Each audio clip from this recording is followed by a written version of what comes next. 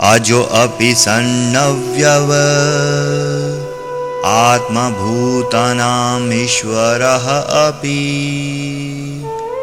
सन् प्रकृतिं स्वामधिष्ठाय संभवामि आत्ममायया।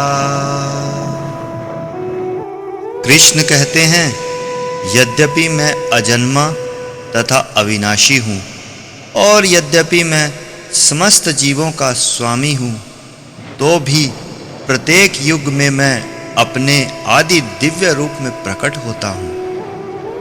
यद्यपि श्री कृष्ण सामान्य पुरुष की भांति प्रकट हो सकते हैं, किंतु उन्हें विगत अनेकानेक जन्मों की पूर्ण स्मृति बनी रहती है, जबकि सामान्य मनुष्य को कुछ ही घंटे पूर्व की घटना स्मरण नहीं रहती।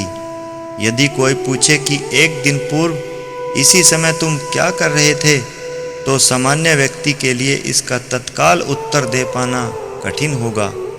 उसे उसको स्मरण करने के लिए अपनी बुद्धि को कुरेदना पड़ेगा कि कल वह इसी समय क्या कर रहा था।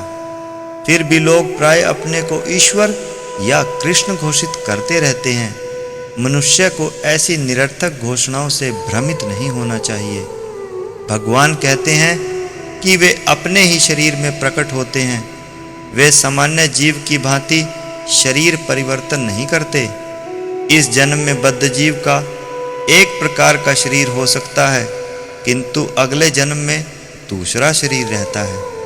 भौतिक जगत में जीव का कोई स्थायी शरीर नहीं है, अपितु वह एक शरीर से दूसरे शरीर में देहांतरण करता रहता है। किंतु भगवान ऐसा नहीं करते। जब भी वे प्रकट होते हैं तो अपनी अंतरंगा शक्ति से वे अपने उसी आज्ञा शरीर में प्रकट होते हैं।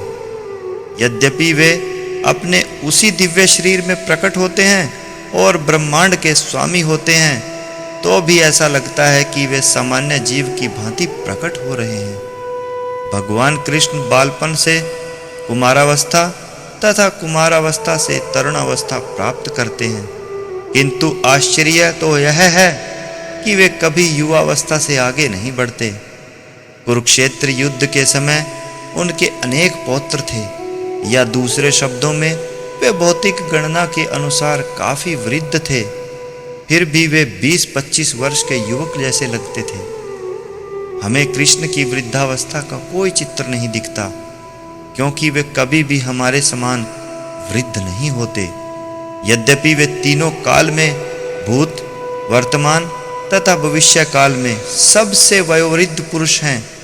न तो उनके शरीर न ही उनकी बुद्धि कभी क्षीण होती है या बदलती है। अतः यह स्पष्ट है कि इस जगत में रहते हुए भी वे उसी अजन्मा सच्चिदानंद रूप वाले हैं, जिनके दिव्य शरीर तथा बुद्धि में कोई परिवर्तन नहीं होता।